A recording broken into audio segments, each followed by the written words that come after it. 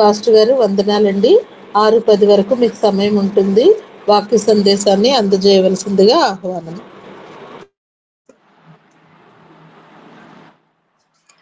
వందనాలు అక్క. ప్రార్థించుకుందాం. పరిశుద్ధ ప్రేమమైన దయగల తండ్రి, నాయన మీ నామనకు వందనాలు. ప్రేమించి ఇచ్చినటువంటి ఉదయకాల ప్రార్థన బట్టి కృతజ్ఞతలు. వినగల చెవులను, గ్రహింపగల హృదయాలను మీరు మాకు ఇవ్వండి. మీరు మాట్లాడండి. మీకు మహిమకరంగా జీవించటకు మాకు నేర్పండి. మా అడుగులు పరలోక రాజ్యం వైపు మరింతగా స్థిరపరిచి తృప్తిపరచమని, మహిమ మీరు పొందుకొనమని యేసు నామమున ప్రార్థిస్తున్నాం మా తండ్రి. ఆమెన్. మంచిది. నాకు ఈ అవకాశాన్ని ఇచ్చినటువంటి దండాస్ పాస్టర్ గారికి, అలాగే సహకరించినటువంటి డేవిడ్ రాజన్న గారికి క్రీస్తునామమున వందనాలు తెలియజేస్తున్నాను. ప్రియమైన దేవుని యందు పెద్దలారా, మీ అందరికీ ప్రభువు పేరట వందనాలు. వాక్యదానంలోకి వెళ్దాం. గడిచిన దినాలలో చరిత్ర పరంగా కొన్ని చెప్పుకున్నాము. అయితే యేసుక్రీస్తును గుర్చిన మరణ సమయాల్లో జరిగినటువంటి కొన్ని సన్నివేశాల గురించి, కొంతమంది వ్యక్తుల గురించి ఈ దినాన మాట్లాడుకోబోతున్నాం. అంటే యేసుక్రీస్తు ప్రభుల వారిని శిక్షించడానికి ఇతన్ని ఉరివేయండి, ఇతన్ని సిలువ వేయండి అని చెప్పేసి చెప్పారు కదా. అక్కడ ఉన్నటువంటి జనాంగం అంతా తన ప్రజలే తనను అప్పగించారు అని చెప్పేసి పిలాతు కూడా అంటాడు, మీ వారే కదా నిన్ను అప్పగించారు. అటువంటి సమయంలో కూడా, అంటే వందల మంది నిలిచి ఒకే మాట పలుకుతున్నటువంటి సమయంలో కూడా చాలా కొద్ది మంది మాత్రమే ఉంటారు, లేదా మహా అయితే ఒకరో ఇద్దరు ఉంటారు. లేదు ఇది తప్పు, ఇలా చేయకూడదు అని ఏకీభవించకుండా వారితో ఉండే వాళ్ళు కూడా ఉంటారు. అలాంటి ఇద్దరు వ్యక్తుల గురించి ఈరోజు తెలుసుకోబోతా ఉన్నాం. ఈ తెలుసుకోబోయే ముందు రోమీయుల శిక్షల గురించి తెలుసుకోవాలి. రోమా శిక్షలు ఎలా ఉంటాయంటే, రోమీయుల శిక్షలు బహుభయంకరమైనది. వాటిలో అంటే సిలువ వేయబడ్డమే అతి భయంకరమైనది. అది ఎందుకంటే బాగా కొరడాలతో కొడతారు. అంటే ఒళ్ళంతా పచ్చి పుండు అవుతుంది. అంటే తెరిచిపెట్టిన ఏదైనా పండు తీసుకొని దాని తోలంతా ఒలిచేసి అలా పెట్టేసామంటే ఎలా ఉంటుందో, మనిషి శరీరం కూడా చర్మం అంతా ఊడిపోయి ఎక్కడంటే అక్కడ అలా ఉండిపోతుంది. తెరిచిపెట్టిన పండు అనుకోండి, అలా ఉంటుంది. అలాంటి సిచ్యుయేషన్తో ఉన్న శరీరాన్ని తీసుకెళ్ళి అలా సిలువ మీద పెట్టేస్తే మనిషి చచ్చిపోయేంత వరకు అట్లీస్ట్ అరుచుకుంటున్నా ఏదో ఒకటి బాధపడతారు. కానీ ఆ ఛాన్స్ కూడా లేకుండా అక్కడ ఉన్నటువంటి ఆ శరీరాన్ని ఈవెను కనీసం కిందకు కూడా దించేవాళ్ళు కాదు. అక్కడే ఒకవేళ చచ్చిపోతే కాళ్ళు ఇరగొట్టేటోళ్ళు, చచ్చిపోకపోతే కాళ్ళు ఇరగొట్టేసి అక్కడనే పెట్టేవాళ్ళు.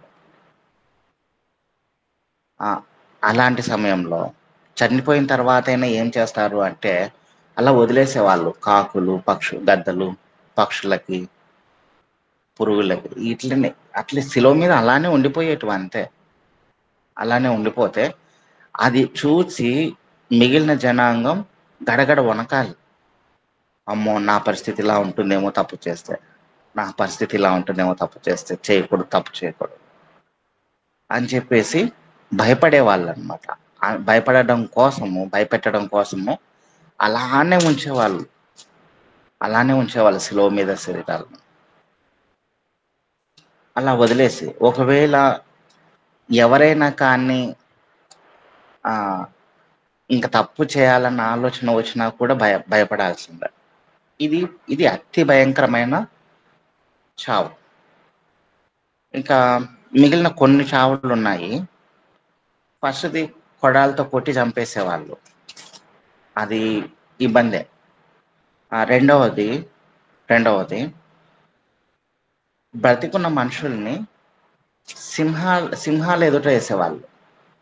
సింహం పీక్కు తింటా అంటే, నిజంగా సింహం పీక్కు తింటా అంటే మనం ఎక్కడైనా ఆ, ఆటలలో చూస్తూ ఉంటాం కదా, బ్రతికున్న మనిషిని అలా వేశారంటే, సింహం తింటా ఉంటే మనుషులందరూ, ఆ రాజులు కానీ వాళ్ళ అధిపతులు కానీ ఆ సభలో ఉన్నటువంటి వారు కానీ వాళ్ళని చూసి ఎంజాయ్ చేసుకుంటూ ఉండేవాళ్ళు. అవి తింటా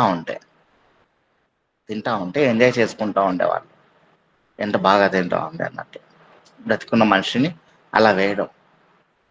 ఇది కూడా రోమీల శిక్షల్లో ఒకటి.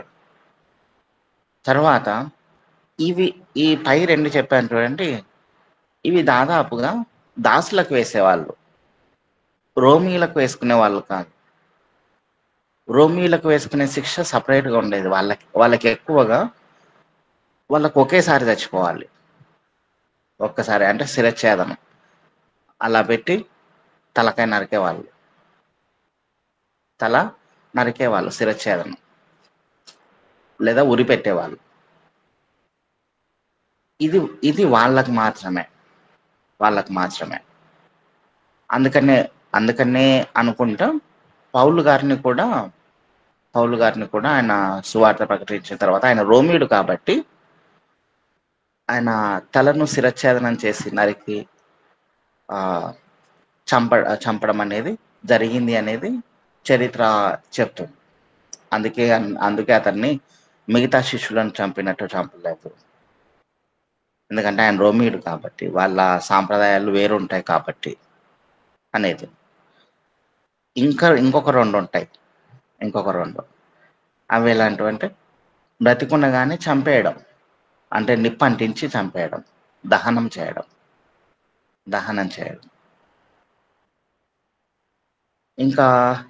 ఇంకా శిక్షలు, ఇంకొన్ని శిక్షలు దాసులకైతే మరీ ఎట్లా ఉంటాయంటే, ఎవడైనా తప్పు చేస్తే శవాన్ని తీసుకొచ్చి వాడు వీపు కట్టి నడివీధిలో వదిలేసేవాళ్ళు. అది వాడు ఇప్పుకోవడానికి లేదు, శవంతో అలానే గడిపేయాలి వాడు. దాంతోపాటు వీడు కూడా చచ్చిపోవాలి. ఇలాంటి కష్టతరమైన శ్రమలన్నీ అందుకే రోమీల శిక్షలు అనుభవించడానికి మనసు పుట్టదన్నమాట. భయపడిపోతారు. అందుకే వాళ్ళకి ఎదురు చెప్పడానికి కూడా ఎక్కువగా జనాలు ఇష్టపడరు. అలాంటి సామ్రాజ్యం చేతిలో, అలాంటి వ్యక్తుల చేతిలో దేవుడు తీర్పు తీర్చబడతాడు. యేసుక్రీస్తు ప్రభుల వారు శిలువ మరణం పొందాలి అని. అంటే కఠినమైన శిక్షలు వేసేవాళ్ళు రోమీయులు. ఇలాంటి శిక్షలు. ఇక వాక్యదానంలోకి వచ్చే ముందు, ఏదైనా కానీ సాధించాలంటే జ్ఞానము, వీటన్నిటితో పాటు జ్ఞానం కానీ, సమయం, నిరీక్షణ కానీ, వీటన్నిటితో పాటు అన్నిటికంటే ఉండవలసింది, ఒక క్రైస్తవుడికి మరి ముఖ్యంగా ఉండవలసినది తెగించి పని చేయాలి. తెగించి పని చేస్తే, ప్రాణాలకు సైతం తెగించి పనిచేసిన వాళ్ళు ఒక ఇద్దరిని చూపిస్తాను. అబ్రహాం గారు ఆదికాండము 18వ అధ్యాయంలో,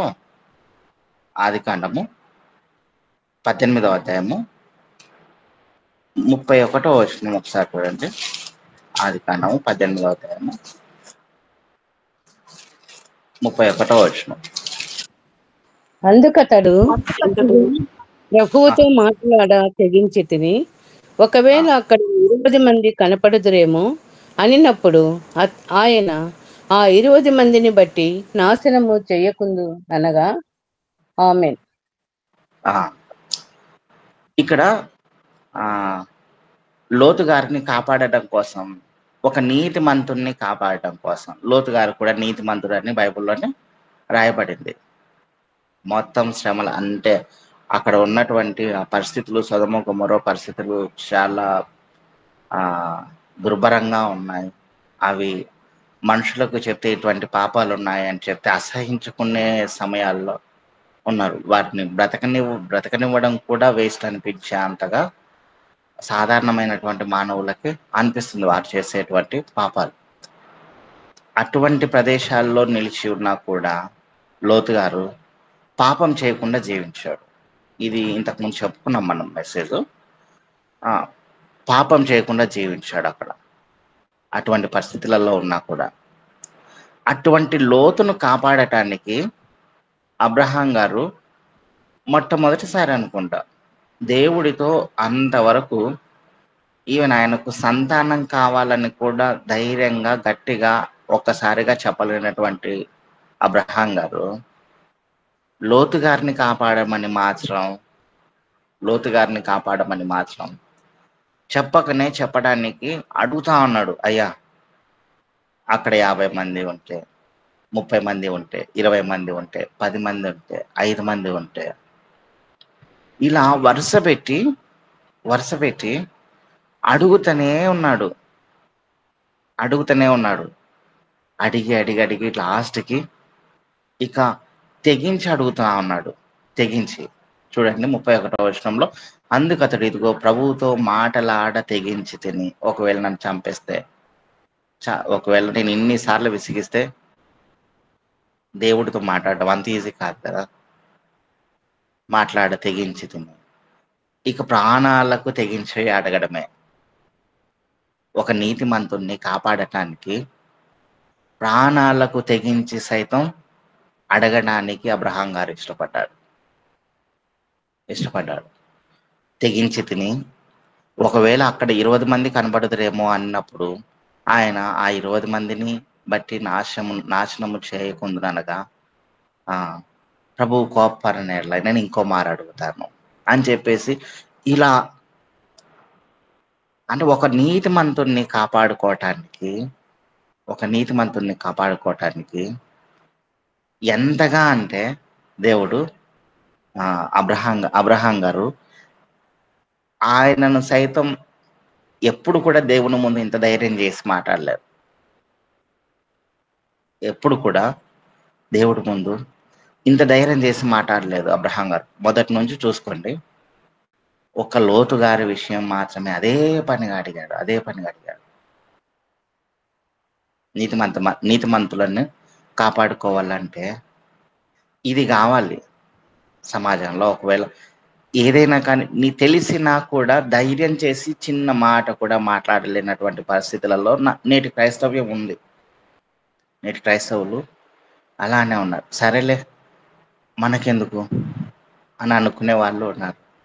అయితే కాపాడుకోవాల్సి వచ్చినప్పుడు మాత్రం తప్పదు. అబ్రహాం గారు అదే చేశారు. దేవుడి దగ్గరనే అడగడం మొదలుపెట్టాడు. ప్రాణాలకు తెగించి మరి అడగడం. అందుకే లోతు గారిని కాపాడేటప్పుడు దేవుడు అక్కడ ఉన్నటువంటి దూతలు అబ్రహాం గారిని జ్ఞాపకం చేసుకొని లోతు గారిని బయటకు తీసుకొని వస్తారు. వాళ్ళు అబ్రహాం గారిని జ్ఞాపకం చేసుకొని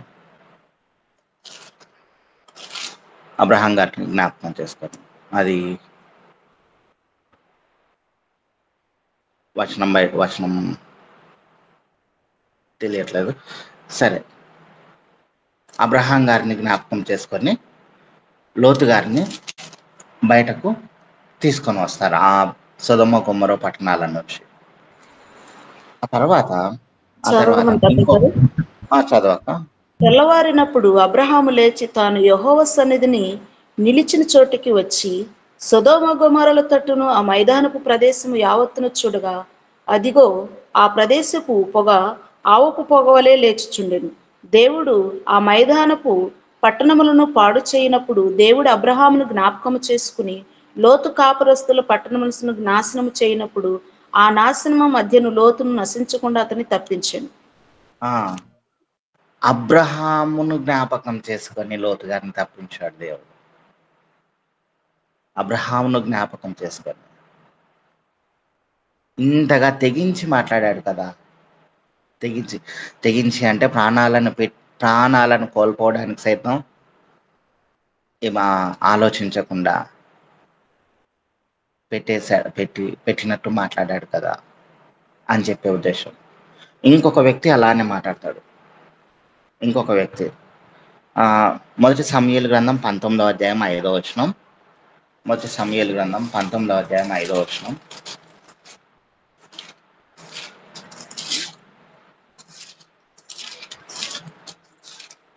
ఇక్కడ 19వ అధ్యాయం 5వ వచనం. అతడు ప్రాణమునకు తెగించి ఆ ఫిలిష్తీయులను చంపగా యెహోవా ఇశ్రాయేలుకందరికి గొప్ప రక్షణ కలుగు చేసెను. అది నీవే చూచి సంతోషించితివి కదా. చదవమంటారు. నిష్కారణంగా దావీదును చంపి నిరపరాధి యొక్క ప్రాణము తీసి నీవెందుకు పాపము చేయదు అని మనవి చేయగా సౌలు ఇక్కడ సౌలు గారిని యోనాతాన్ గారు ప్రశ్నించడం. ఆల్రెడీ యోనాతాన్ గారి మీద మనం ఇంతకుముందు చెప్పుకున్నాం. దావీదు గారి మీదనే కాదు, యోనాతాన్ గారి మీద కూడా సౌలు గారు బల్లెం విసిరాడు, చంపడానికి బల్లెం విసిరాడు. అంటే దాని తర్వాత జరుగుతుంది ఆయన బల్లెం విసిరాడు. చావటానికి కూడా ఇతను వెనకాడక ఆయన ప్రాణాలకు తెగించి కాపాడాడు. అప్పుడు నువ్వు విన్నావు, సంతోషించావు. గొల్యాతును చంపినప్పుడు అతని ప్రాణాన్ని సైతం పణంగా పెట్టి యుద్ధం చేశాడు, గెలిచాడు, మనందరినీ గెలిపించాడు. అప్పుడు ఆ విజయంలో నువ్వు అంత పొందుకున్నావు, సంతోషించినావు కదా గొల్యాతు చనిపోయినాడు అని చెప్పేసి. ఇప్పుడు ఎందుకు అతన్ని చంపబోతా ఉన్నావు? వద్దు, మానేసే అని చెప్పి సౌలు గారిని అడగాలంటే యోనాతాన్ గారు కూడా దావీదు గారు తెగించి చంపాడు అని చెప్తా ఉన్నాడు. కానీ ఇతను కూడా తెగించి ప్రాణాలకు తెగించి మరి అడుగుతా ఉన్నాడు సౌలు గారిని. అయ్యా సౌలు రాజా, అతడు ప్రాణాలకు తెగించి విజయం పొందినప్పుడు మనం సంతోషించినావు కదా, ఇప్పుడు అతన్ని చంపబోతా ఉన్నావే. ఎంతగా అంటే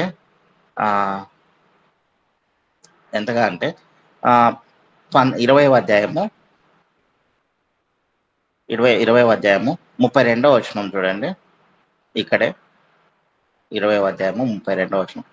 అంతటి యోనాతాను అతడెందుకు మరణ శిక్షణ అందువలను, అతడు ఏమి చేసినని సౌలు అడగా సౌలు అతనిని పొడవలనని ఈటె విరిసెను. అందువలన తన తండ్రి దావీదును ఉద్దేశించము కలిగి ఉన్నాడని యోనాతాను తెలుసుకుని అత్యాగ్రహము యోనాతానును కూడా చంపాలని ఎప్పుడైతే దావీదు గారి గురించి పౌరుషం కలిగి యోనాతాన్ గారు ప్రాణాలకు తెగించి సైతం గట్టిగా అడిగాడో, సౌలు గారి చేతిలో ఉన్నటువంటి బల్యాన్ని విసిరి యోనాతానును కూడా చంపాలనుకున్నాడు ఆయన. యోనాతానును కూడా. అప్పుడు అర్థమైపోయింది, అయ్యో తప్పించుకున్నాను కానీ నా తండ్రి మాత్రం నిజంగా ఇంకా చంపేయాలనుకున్నాడు. అంటే ప్రాణాలు పెట్టి సైతం. అందుకే యోనాతాన్ గారి కుటుంబాన్ని కూడా దేవుడు అలా రక్షించుకుంటూ వచ్చింది దావీదు కాలంలో. ఎందుకు అంటే ప్రాణాలకు తెగించి సైతం ఒక నీతిమంతుణ్ణి కాపాడుకోవటానికి ఇష్టపడ్డ జనాంగం వీళ్ళు. ఇష్టపడ్డారు. ప్రాణాలకు తెగించి సైతం వారి ప్రాణాలు పోతాయన్నా కూడా సరే అయినా కూడా సరే వారిని బ్రతికిద్దాం అని ప్రాణాలను సైతం పెట్టడానికి ఇష్టపడినటువంటి బిడ్డలు. సేమ్ మోషే గారు కూడా అలానే చేస్తారు. అయ్యా నీకు ఇష్టమైతే నా పేరు ఈ జీవగ్రంథం నుంచి మీరు తీసేసినా సరే ఇజ్రాయెల్ జనాంగాన్ని మాత్రం ఏం చేయొద్దండి, వారిని రక్షించండి. ఎప్పుడు కోరుకుంటాడంటే ఈ మాట ఆయన కొండ మీద నుంచి దిగి వచ్చినప్పుడు కింద అందరూ దూడ రూపాన్ని చేసుకొని పూజించుకుంటా ఉంటారు కదా. అప్పుడు యెహోవా కోపం రగిలిపోతుంది, అంటే దేవుని కోపం రగిలిపోతుంది. ఆ సమయంలో ఈయన ఈ మాట అంటాడు, నాయనా మీకు అవసరమైతే వారి మీద కోపం తీర్చుకోవద్దు, కానీ వారి బదులు నా పేరు జీవగ్రంథంలో లేకపోయినా సరే వారిని మాత్రం ఉండనివ్వు. అంటే ప్రాణాలు ఇంకా అలా అడ్డు పెట్టేస్తారు అంతే. ఏదైనా కానీ వారిని తప్పించడానికి. ఇజ్రాయెల్ జనాంగం నీతిగల జనాంగం అని చెప్పట్లేదు, కానీ పూర్తిగా అందరూ అని కాదు, కానీ అక్కడ ఉన్నటువంటి జనాంగం ఆ పాపంలో పడిపోయినా కూడా అయ్యా మీరు మాత్రం దేవుని కోపాన్ని చల్లార్చడానికి సైతం ఆయన ప్రాణాన్ని పణంగా పెట్టేశాడు మోషే. ఆయన కోపాన్ని చల్లార్చడానికి. ఇటువంటి జనాంగాన్ని దేవుడు ఇడిచిపెట్టే జనాంగం కాదు. అంటే ఈ ప్రాణాలకు తెగించి సైతం కొన్ని సందర్భాల్లో మాట్లాడతారు చూడండి, అటువంటి జనాంగాన్ని. ఇలా ప్రాణాలకు తెగించి సైతం ముందుకు రావాలి. కొన్ని విషయాలు దేవుని సువార్తను ప్రకటించేటప్పుడు మరి ముఖ్యంగా తెగించి సైతం ముందుకు వచ్చి ప్రకటించుకోవాలి. తప్పదు. దేవుడు అటువంటి పిల్లలకు ఒక ఉన్నతమైన స్థానాన్ని అనుగ్రహిస్తాడు. అయితే ఇందాక చెప్పుకున్నాం కదా, రోమియుల శిక్షలన్నీ చెప్పుకున్నాం. రోమియుల శిక్షల్ని తెలుసుకున్నాం. తెగించి దేవుని ఎదుట మాట్లాడిన వాళ్ళ గురించి తెలుసుకున్నాం. ఇప్పుడు రోమియుల ఎదురుగా ఆ రోమా సామ్రాజ్యపు అధికారులను ఏదైనా అడిగాము అంటే అప్పుడు వాళ్ళకి ఇచ్చే శిక్షలు ఏంటో తెలుసా? దేవుడేమి ఇక్కడ శిక్షించలేదు వారు అడిగినప్పుడు, కానీ రోమా సామ్రాజ్యపు అధికారులు సిలువ నుంచి ఎవరినైనా దించు అని అడిగితే గనక వారికి ఎలాంటి శిక్షలు ఉండేటివంటే, అంటే యేసుక్రీస్తు ప్రభువుల వారి దేహాన్ని నాకు ఇయ్యండి అని చెప్పేసి ఒక ఆయన అడుగుతాడు, అరిమతయ్య యోసేపు అని. ఒకవేళ రోమీల అధిపతులకు అది నచ్చలేదు అంటే అలా అడిగిన వాళ్ళని ఏ కోవకు లెక్క పెడతారంటే వాళ్ళు ఆ శిలువ మీద ఉన్నటువంటి వ్యక్తి దొంగతనం చేసి చనిపోయాడు, దొంగతనం చేయడం వల్ల అక్కడ వేశారు అని అనిపిస్తే ఇతడు కూడా దొంగతో సమానం. ఆ శిలువ మీద ఉన్నటువంటి వ్యక్తి ఏదైనా పాపం చేసి ఏ పాపాన్ని అయితే మూట కట్టుకొని ఉన్నాడో ఆ పాపానికి సంబంధించినటువంటి వ్యక్తి వీడిని కూడా అవసరమైతే వీడిని కూడా సిలువ వేయండి, అవసరమైతే వీడికి కూడా అలాంటి శిక్షనే వేయండి. ఎందుకంటే వీడు కూడా వాడికి సంబంధించినోడే కాబట్టి వేసేయండి అని చెప్పే సమయం అన్నమాట అది. అందుకే ధైర్యం చేసి ఎవరు కూడా రోమీలను అడగడానికి ఎవరు కూడా ధైర్యం చేసేవాళ్ళు కాదు. అలానే వాళ్ళు ఆ శిలువ మీద ఉన్నటువంటి శవాన్ని ఒకవేళ ఇంకా పైన చూడలేకపోతే తీసుకొచ్చి ఎక్కడైనా గుంతలలో పడేసేవాళ్ళు. వాటికి సరైన సమాధి అంటూ ఉండేది కాదు. అటువంటి సమయంలో అరిమతయ్య యోసేపు ఆయన ఎలా అడుగుతాడంటే ఒక మాట చెప్తాను చూడండి. ఆయన మార్కు సువార్త 15వ అధ్యాయం 43వ వచనం చూడండి. మార్కు సువార్త 15వ అధ్యాయము 43వ వచనం. కనుక సాయంకాలమైనప్పుడు అరిమతయ్య యోసేపు తెగించి పిలాతునొద్దకు వెళ్ళి యేసు దేహమును తనకిమ్మని అడిగెను. అతడు గంత వహించిన యొక్క సభ్యుడై దేవుని రాజ్యం కొరకు ఎదురు చూచుండువాడు. అరిమతయ్య యోసేపు ఇక ప్రాణాలకు సైతం తెగించాడు. అయ్యో అతన్ని చంపేశారే, అతను చచ్చిపోయి అలానే శిలువ మీద ఉన్నాడే. కాకులు గద్దలు పొడుచుకొని తింటాయి. అలా జరగడానికి వీల్లేదు. దేవుని ప్రవచనం నెరవేరడానికి ఇలా ఇతన్ని కూడా దేవుడు వాడుకున్నాడు. కానీ ఒకవేళ ఇలా జరగకపోతే ఇతని ఆలోచన మాత్రం, అరిమతయ్య యోసేపు ఆలోచన మాత్రం దేవుని రాజ్యం కోసం ఎదురు చూస్తూ ఉండేవాడు. వందల మంది మధ్యలో నిలబడినా కూడా అరిమతయ్య యోసేపు ఆ సిలువ వేయండి, సిలువ వేయండి, సిలువ వేయండి అని చెప్పేసి అందరూ అంటున్నా కూడా అరిమతయి యోసేపు మాత్రం అతన్ని సిలువ వేయకుండా సిలువ వారితో ఏకీభవించే మనసు కలిగినటువంటి వ్యక్తి కాదు వ్యక్తి కాదు. అదే సామ్రాజ్యంలో అదే సభలో అక్కడ అందరూ సిలువ వేయండి, సిలువ వేయండి అనే టైంలో కూడా ఇతను కూడా అక్కడే ఉంటాడు. ఇతను కూడా అక్కడే ఉంటాడు ఆ టైంలో కూడా. అరిమతయ్య యోసేపు ఇతను ప్రాణాలకు సైతం తెగించి అసలు రోమీల పిలాతు దగ్గరికి వెళ్ళాలంటే స్టెప్ బై స్టెప్ వెళ్ళాలి. స్టెప్ బై స్టెప్ ముందు అధికారిని, తర్వాత శతాధిపతిని, తర్వాత వరుస పెట్టి స్టెప్ బై స్టెప్ వెళ్ళుకుంటూ పోయి ప్రధాన యాజకుడి దగ్గరకు, తర్వాత లాస్ట్లో పిలాతు గారి దగ్గరకు ఇలా వెళ్తే అప్పుడు పర్మిషన్ వచ్చేది.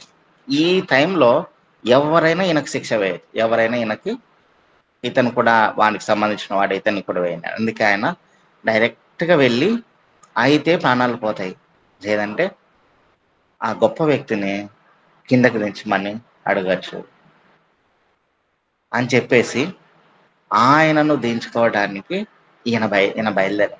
వెళ్ళి పిలాతు గారి దగ్గరికి వెళ్ళి తెగించి అడుగుతాడు. చూడండి, సాయంకాలం అయినప్పుడు అరిమతయి యోసేపు తెగించి పిలాతు వద్దకు వెళ్ళి యేసు దేహం తనకిమ్మని అడిగను. అతడు ఘనత వహించిన ఒక సభ్యుడై దేవుని రాజ్యం కొరకు ఎదురు చూచువాడు.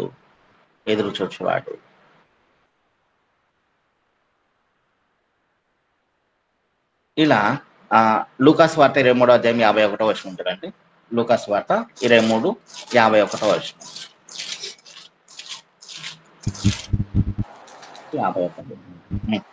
50 వచనం. యూదుల పట్టణ సభ్యుడైన నీతిమంతుడనయ్యింది వారి ఆలోచనకును వారు చేసిన పనికిని సమ్మతింపక దేవుని రాజ్యం కొరకు కనిపెట్టు చుండినవాడు. ఏ ఆలోచన? అతన్ని సిలువ వేయండి అనే ఆలోచన సభలో ఇతను కూడా ఉన్నాడు. ఆ సభలోనే అందరిలో ఉన్నాడు. అతడు సజ్జనుడును నీతిమంతుడునై ఉండి వారి ఆలోచనకును వారు చేసిన పనికిని సమ్మతింపక వారు చేస్తున్నారు చూడండి, ఆ పనికి అతడు సమ్మతించలేదు. అందరూ చేతులెత్తి పైకి ఎత్తితే ఇతను చేతులు అలా కిందకు దించేశాడు. సిలువ వేయడం ఏంది, అంతటి పాపం చేయలేదు కదా, ఇదిగో దేవుని కుమారుడు కదా అని ఆయన విశ్వసించాడు. అందరూ చేతులెత్తి గడగడ అంటా ఉంటారు. అరిమతయి యోసేపు ధైర్యం చేసినప్పుడు ఎలా ఉంటుందంటే పరిస్థితి, అంటే యేసు దేహం తనకిమ్మని అడగడానికి పోయాడు కదా, ఇప్పుడు ఇతను యూదుల పట్టణపు సభ్యుడైన ఒకడు, సజ్జనుడు, నీతిమంతుడై ఉండి దేవుని రాజ్యం కొరకు ఎదురు చూసేవాడు, ఇంకా చెప్పాలంటే ధనవంతుడు కూడా. ఆ సభలో ఎంతమంది నిలబడ్డారో అందరికీ ఉన్న వ్యతిరేకుడయ్యాడు. సభలో 100 మంది నిలబడి ఉంటే అందరూ చేతులు ఎత్తితే 98 మంది చేతులు ఎత్తితే ఇతని చెయ్యి కింద ఉంది అంటే ఇతను వారందరికీ వ్యతిరేక అవ్వడమే కాకుండా ఇప్పుడు వెళ్ళి మళ్ళీ యేసు దేహం తనకిమ్మని అడుగుతా ఉన్నాడంటే ఇక ఇతను వారి దృష్టిలో అసహ్యం కలిగినటువంటి వాడే. అంటే తన జనాంగాన్ని సైతం యేసుక్రీస్తు ప్రభుల వారి కోసం వదులుకోవటానికి ఇష్టపడ్డాడు. అంటే కొన్ని పొందుకోవాలి అంటే ఇక తెగించాలి, తప్పదు. ప్రాణాలను సైతం పక్కన పెట్టేసి, ప్రాణాలను సైతం లెక్క చేయకుండా దేవుడి కోసం నిలబడ్డాడు. అందుకే ఆయన అదే పనిగా దేవుడు అరిమతయి యోసేపు గురించి అదే పనిగా రాపించేసుకున్నాడు. ఈవెన్ ఆయన కోసం తొలపించుకున్నటువంటి సమాధిలో అరిమతయి యోసేపు గారు యేసుక్రీస్తు ప్రభుల వారి దేహాన్ని పెట్టాడనమాట. యేసుక్రీస్తు ప్రభుల వారి యొక్క దేహాన్ని పెట్టాడు.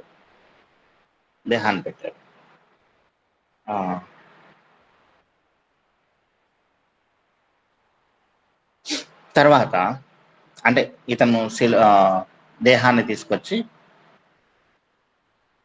52వ వచనం, అతడు పిలాతు వద్దకు లూకాసు వార్త 23:52 అతడు అతడు పిలాతు పిలాతు యేసు వద్దకు దేహం వెళ్ళి తనకిమ్మని అడుగుకొని దానిని క్రిందికి దింపి సన్నపు నార బట్టతో చుట్టి తొలిచిన రాతి సమాధిలో ఉంచును, అందులో ఎవడును అంతకు మునుపు ఎప్పుడును ఉండలేదు, ఉంచబడలేదు.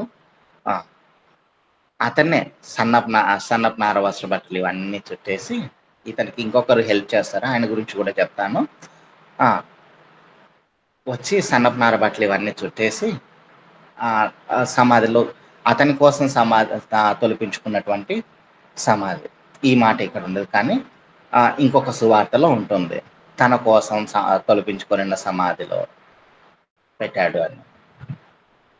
ఎంత ఎంత దేవుని మీద ఎంత ప్రేమ ఉండాలి. ఒక్కోసారి ప్రాణాలను సైతం పక్కన పెట్టేసి మాట్లాడాలి, తప్పదు.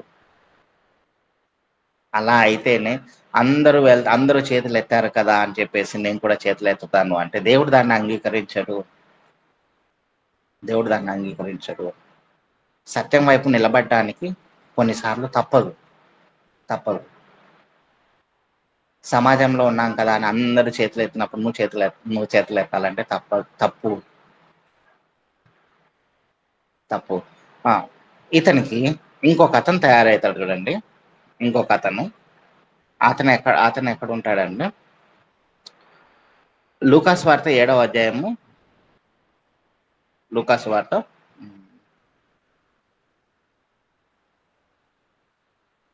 యోహాను వార్త లూకాసు వార్త 7వ అధ్యాయము 50వ వచనం చూడండి. 50వ వచనం,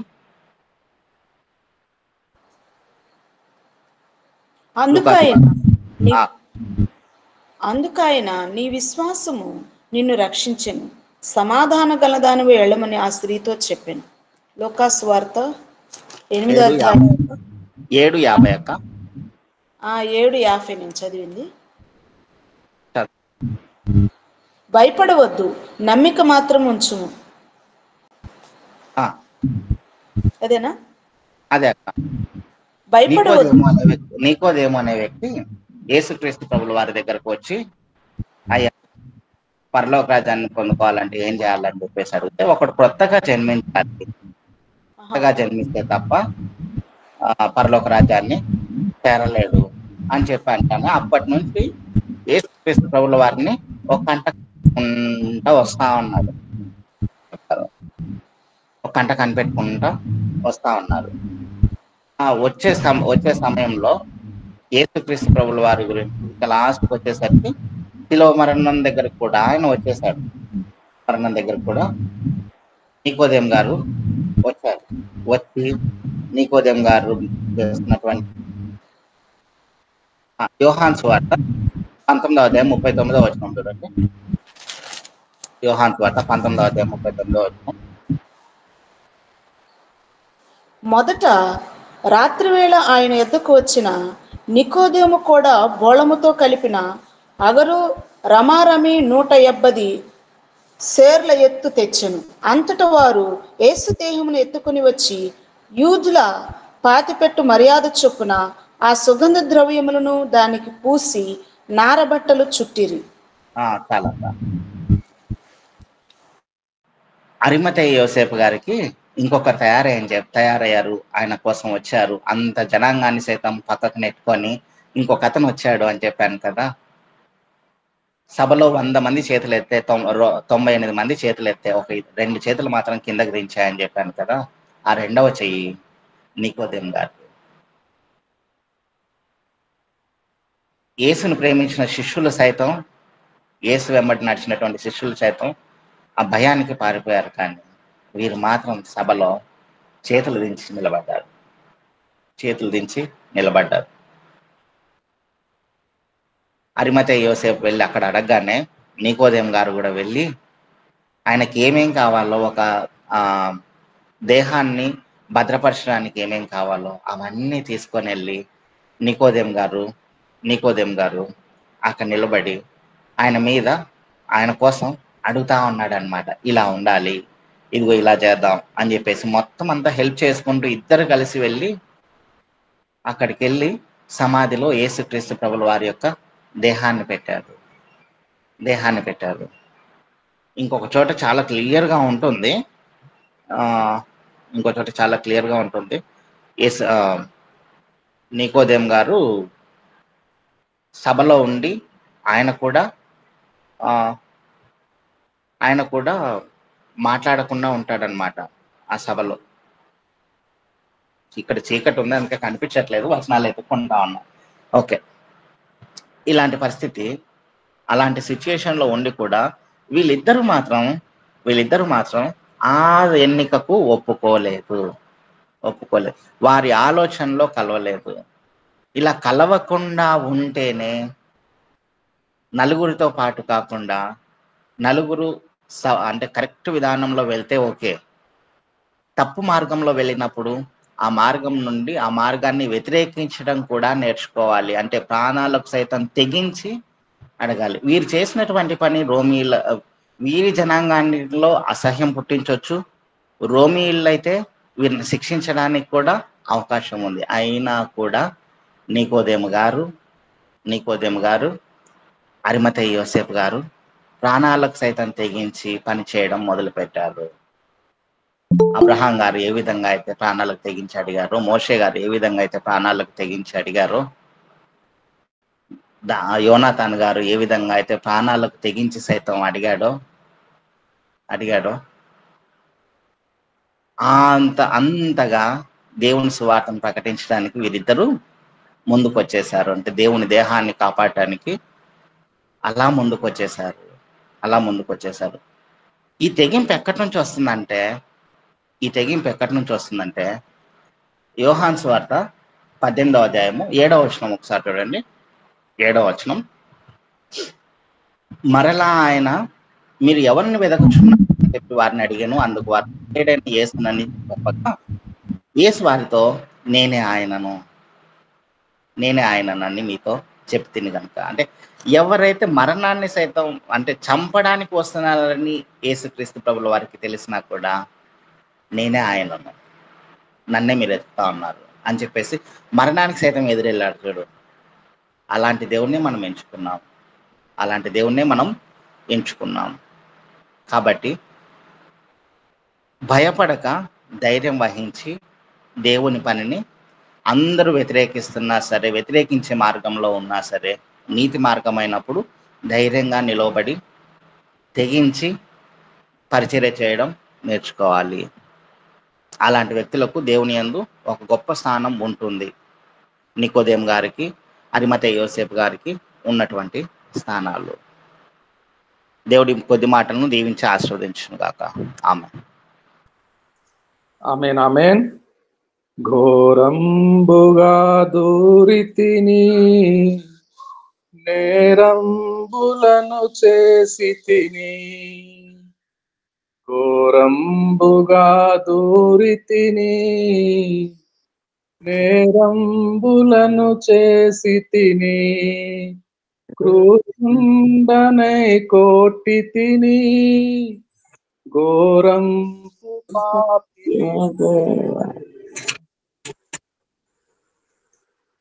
నికోదేము, అరిమతయి యోసేపు తెగించి ప్రభు దేహమును తమకిమ్మని అడిగి, నికోదేము 150 సేర్లు ఎత్తుగల సుగంధ ద్రవ్యమును తెస్తాడు. అరిమతయి యోసేపు సన్నని నారబట్టను చుట్టి, అది వరకు ఎవరు ఉంచబడని తన కొరకు మాత్రమే తొలిపించుకున్న సమాధిని ఇస్తాడు. ప్రభుల వారిని అందులో పరుండ పెడతారు. తెగించి అడిగి ప్రభుల వారిని కార్యక్రమము చేస్తారు. మనమైతే ఎన్నో నేరాలు చేసిన వాళ్ళం, ఘోరంబుగా దూరిన వాళ్ళం, క్రూరమై కొట్టిన వాళ్ళం. అంత గొప్ప మరణం నుండి తప్పించిన ప్రభువు ప్రభు కొరకు ఎంత తెగింపు ఉండాలి, ఎంత తెగింపు ఉండాలి. చక్కని వాక్యము మన మధ్యలోకి తెచ్చిన నాగలింగేష్ గారికి వందనాలు, అభినందనలు. 12 రాష్ట్రాలు, సౌత్ ఇండియా కూడా చేరిపోయింది, కర్ణాటక. 11 రాష్ట్రాలు ఉత్తర భారతదేశంలో, 12వ రాష్ట్రం కర్ణాటక. కర్ణాటకలో కూడా ఒక ఏడాది అయినట్టుంది, మత మార్పిడి చట్టము వచ్చింది, అమలవుతుంది. సువార్త ప్రకటించ వీలు లేని పరిస్థితిలో ఈ 12 రాష్ట్రాలు మత మార్పిడి చట్టము కఠినంగా అమలవుతుంది. అయితే గత సెప్టెంబరు 27న సుప్రీంకోర్టు ప్రత్యేకమైన బెంచ్ ముందుకొచ్చింది. 4 వారాల పాటు విచారిస్తారు. మనము అందరము కలిసి ఉపవాసం ప్రార్థన చేస్తున్నాము. ఈరోజు 5వ రోజు.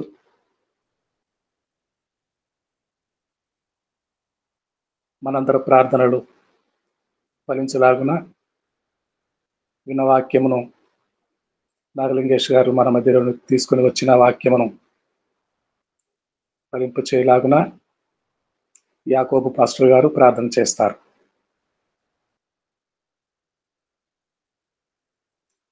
పాస్టర్ యాకోబు గారు మార్కాపురం నుండి.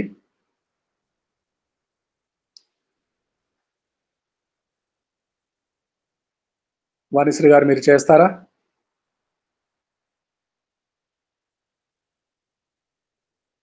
వాణిశ్రీ గారు. అయ్యగారు చేస్తున్నాను. నేను చేస్తాను.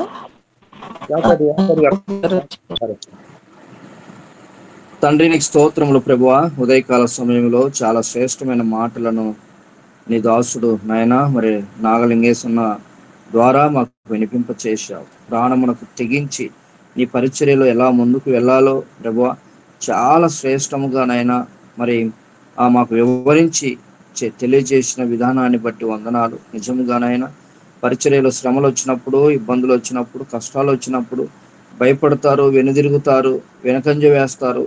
కొద్దిగా మరి అంత రిస్క్ ఎందుకు అన్నట్టుగా ఆలోచించి మనైనా పరిచర్యను కూడా వదిలేసుకొని వెళ్ళిపోయిన కుటుంబాలు చాలా ఉన్నాయి. కానీ నైనా ఎప్పుడైతే అలాంటి శ్రమలకు మరి ఎదురు తిరిగి వాటిని మరి ఫేస్ చేస్తూ నీ పరిచర్యలో ఉంటామో బలమైనటువంటి సాధనములుగా నీవు మమ్మల్ని వాడుకుంటావని ఈ దినము నీ దాసుని ద్వారా మాకు తెలియచేసావు తండ్రి. నీకు వందనాలు. మరి అలాంటి సమర్పణ, అలాంటి విశ్వాసము, అలాంటి త్యాగము కలిగి మేము జీవించుటకు సహాయం చేయండి. పరిశుద్ధుడా, ఇదిగో తండ్రి అయ్యా కొన్ని రాష్ట్రాలు 12 రాష్ట్రాలలో జరుగుతున్నటువంటి మత అలోకలాలను జ్ఞాపకం చేసుకునండి. మరి అక్కడ ఉన్నటువంటి అధికారులను, పెద్దలను దేవా మరి రాజకీయ నాయకులను జ్ఞాపకం చేసుకునండి. ఎక్కడైనా భారతదేశంలో ఏ మూలకెళ్ళి స్వతంత్రంగా నైనా తన మతాన్ని చాటింపు చేసుకోవచ్చని ఒక తండ్రి హైకోర్టు నుంచి వచ్చినటువంటి ఒక జడ్జిమెంట్ అలాంటిని నైనా మరి తృణీకరించి ఎందరో ప్రభు దాడులు చేస్తూ ఎంతో ఇబ్బంది పెడుతూ క్రైస్తవుల మీద ప్రత్యేకించి నాయన మరి అనేక విధాలుగా ప్రభు మరి వారిని ఇబ్బంది పెడుతున్నాయన అయ్యా. మరి అక్కడక్కడ తండ్రి వస్త్రహీనతతో మరి రోడ్ల మీద తిప్పుతూ ఇలాంటివి చాలా ఘోరమైనటువంటి సంఘటనలు వింటున్నాం ప్రభా. అయ్యా నువ్వు చూస్తున్న దేవుడు నాయనా, నీ పాదాలు పట్టుకొని బ్రతిమలాడుతున్నాం ప్రభా. సహాయం చేయండి, కరుణించండి తండ్రి, కృప చూపండి. క్రైస్తవుల మీద జరుగుతున్న దాడులను అరికట్టండి ప్రభు. వారికి మారు మనసునివ్వండి, రక్షణనివ్వండి. అలాంటి వాటికి నాయనా ప్రభు అయ్యా మరి ఎందరైతే పురికొల్పుతున్నారో వారందరితో నువ్వు మాట్లాడండి. పౌలుతో మాట్లాడావు కదా నాన్న, ఆ విధంగా తండ్రి ప్రతి ఒక్కరితో నువ్వు మాట్లాడి ప్రభు అయ్యా మరి నాయనా తండ్రి క్రైస్తవుల జోలికి పోకుండా ప్రభు స్వచ్ఛందంగా సువార్త ప్రకటించడానికి అయ్యా కావలసిన ద్వారాలు తెరుస్తావని నమ్ముచు నీకే వందనాలు చెల్లిస్తూ ఈ ఉదయం చేరి వచ్చి నీ బిడ్డలందరినీ జ్ఞాపకం చేసుకునండి. నీ కృప కలిగిన హస్తాలతో భద్రపరచండి. పరిశుద్ధాత్మ ద్వారా మమ్మల్ని తండ్రి నిరంతరం కొనసాగింప చేస్తావని నమ్ముచు యేసు నామమున ప్రార్థించి పొందుకునే నామ తండ్రి, ఆమేన్. ప్రార్థన చేసిన యాకోబయ్య గారికి వందనాలండి. వందనాలు వందనాలు. ప్రభు నేర్పిన ప్రార్థన చెప్పుకుందామండి. ప్రభు నేర్పిన ప్రార్థన. పరలోకమందున్న మా తండ్రి, మీ నామం పరిశుద్ధపరచబడిన గాక, మీ రాజ్యం వచ్చును గాక, మీ చిత్తము పరలోకమందు నెరవేరినట్లు భూమి మీద నెరవేరును గాక. మాకు దయచేయము, మరణాలను క్షమించే ప్రకారము రాజ్యము, బలము, మహిమ నిరంతరం నీవైనావు తండ్రి.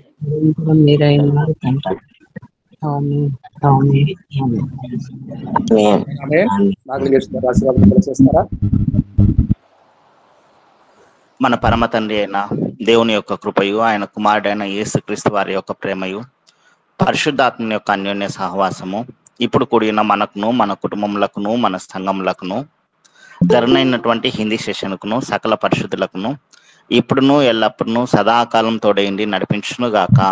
ఆమేన్. వందనాలండి.